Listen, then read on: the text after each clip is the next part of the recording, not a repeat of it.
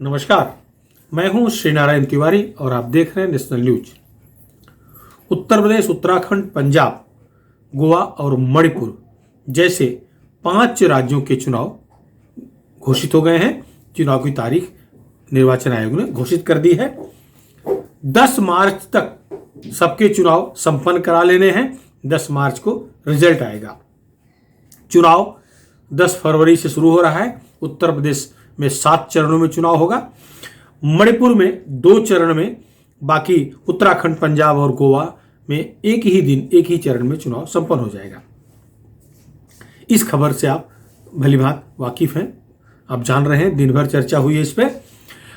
मुद्दा यह है कि चुनाव घोषित होते ही नेताओं के बड़बोलेपन शुरू हो गए। जिनकी 2 सीटें नहीं आएंगी, ऐसे राजनीतिक दल भी संपूर्ण सीटों पर विजय का दावा करने लगे हैं। मैं उत्तर प्रदेश विधानसभा चुनाव के बारे में कह रहा हूं। वहां की सत्तारूढ़ दल भारतीय जनता पार्टी अथवा एनडीए कह लिया जाए, दावा कर रही है कि 330 से ऊपर सीटें पाएंगे। लेकिन विपक्ष अखिलेश यादव की पार्टी, समाजवादी पार्टी का दावा है कि 400 सीटों पर विजय हासिल करेगी। 3 सीटें पता नहीं किसके लिए छोड़ दी हैं।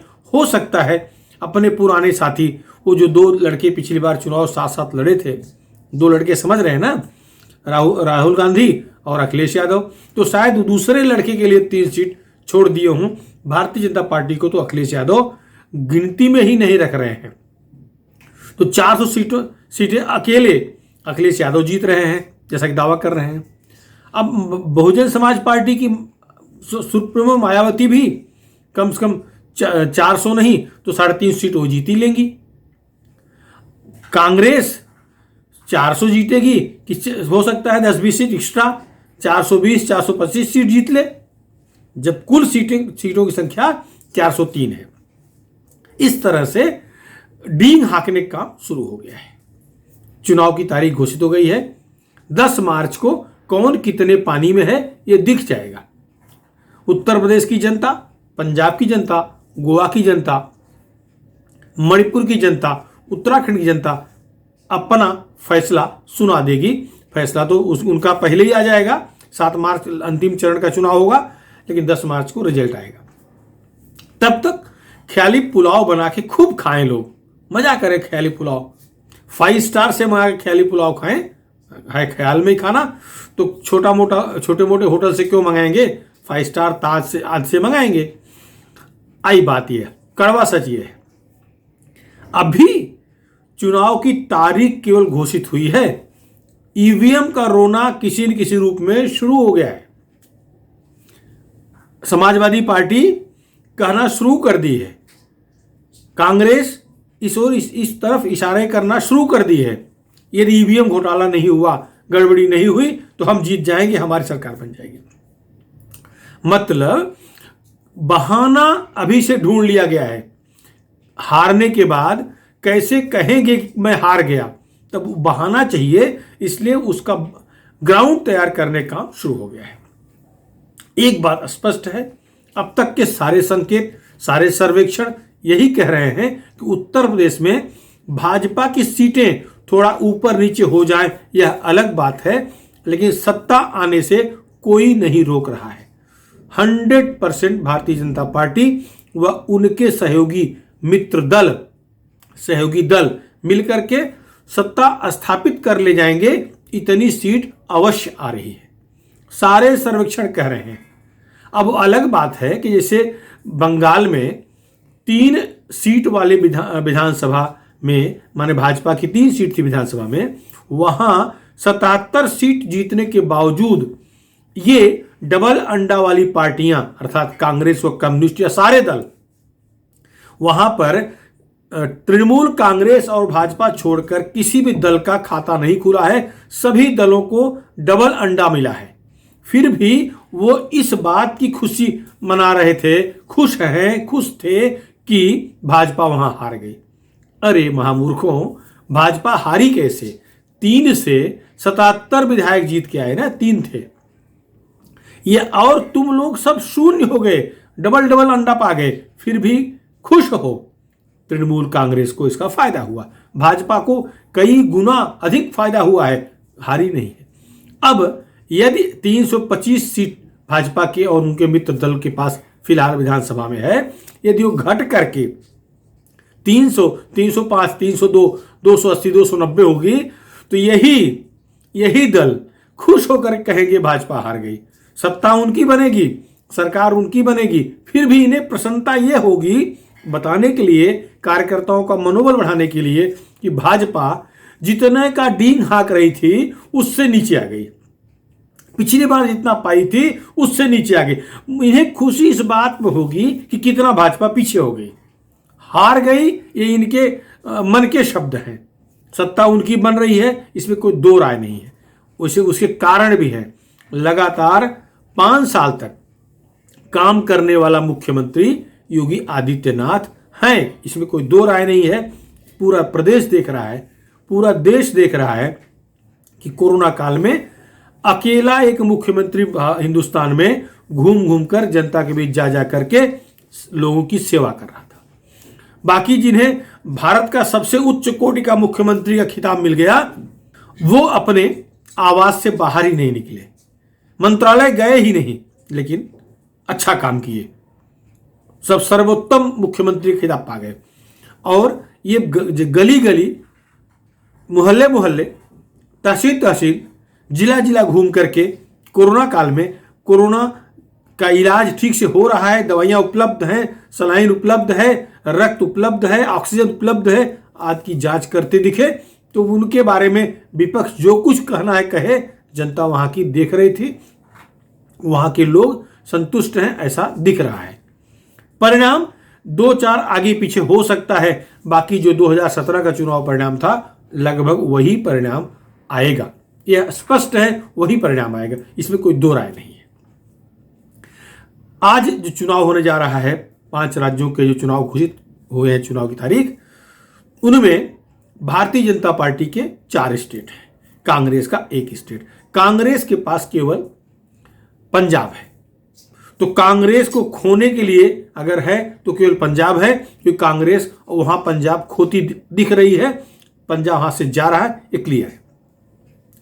कांग्रेस खुशी इस बात की हो रही है कि 4 राज्यों में अगर वो कुछ कर पाए, भाजपा को हराने की स्थिति बना दिए, तो उनको खुशी इस बात की होगी कि वो एक राज्य भाजपा को गिरा दिए, भाजपा को हरा दिए, भले कांग्रेस को मिले या न मिले।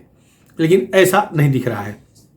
अभी तक का जो आकलन है, जो सर्वेक्षण रिपोर्ट है, उसके मुताबिक उत्तराखंड में भाजपा जरूर कमजोर हुई है, लेकिन कांग्रेस आम आदमी पार्टी के आ जाने से, आम आदमी पार्टी के प्रवेश कर जाने से कांग्रेस और कमजोर हो गई है। भाजपा के पास वहां एंटी इनकम्बेंसी है थोड़ी सी, इसमें दो राय नहीं, लेकिन लास्ट मौके पर, ऐन मौके पर मुख्यमंत्री बदल करके भाजपा ने एंटी इनकम्बेंसी का तरीका चेंज कर दिया।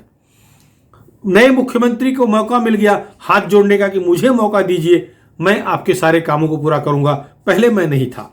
और इस बात को जनता देख रही है, धामी का काम जनता को पसंद आ रहा है। गोवा की बात है, गोवा में आम आदमी पार्टी प्रवेश कर गई है। गोवा में कांग्रेस विघटित हो गई है, उनके लोग छोड़कर तृणमूल कांग्रेस चले गए हैं, उनके लोग आम आदमी पार्टी में चले गए हैं।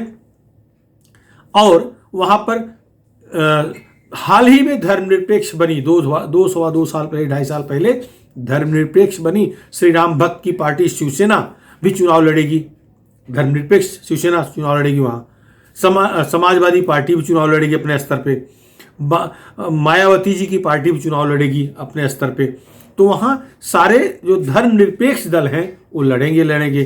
तो मतलब आम आदमी पार्टी, कांग्रेस, बसपा, सपा, समाजवादी पार्टी, शरद पवार जी की राष्ट्रवादी कांग्रेस पार्टी, शिवसेना, सब चुनाव मैदान में है गोवा में। गोवा महाराष्ट्र का हुआ राज्य है, तो वहां का धर्मनिरपेक्ष मतदाता आपस में ही बढ़ता दिख रहा है।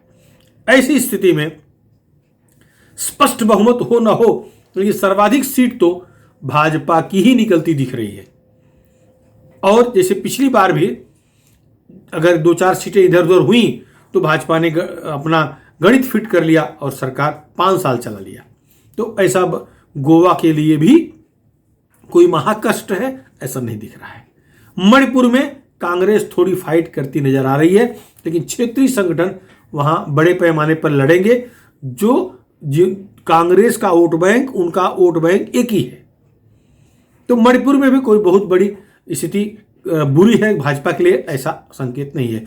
उत्तर प्रदेश में क्लीन स्वीप है, इसमें कोई दो राय नहीं है, कोई संदेह का सवाल नहीं है।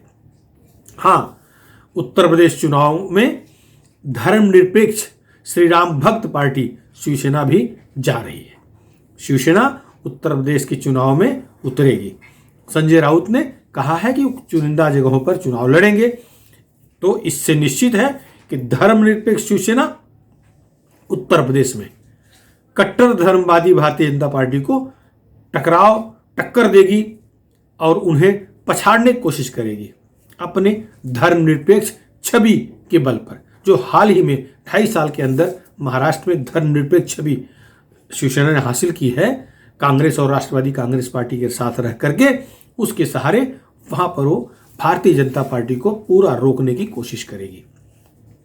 वैसे शिवसेना का प्रयास था कि वह कांग्रेस, राष्ट्रवादी कांग्रेस पार्टी के साथ मिलकर के चुनाव लड़े, विधानसभा चुनाव लड़े, जहां भी विधानसभा चुनाव हो रहा है लड़े।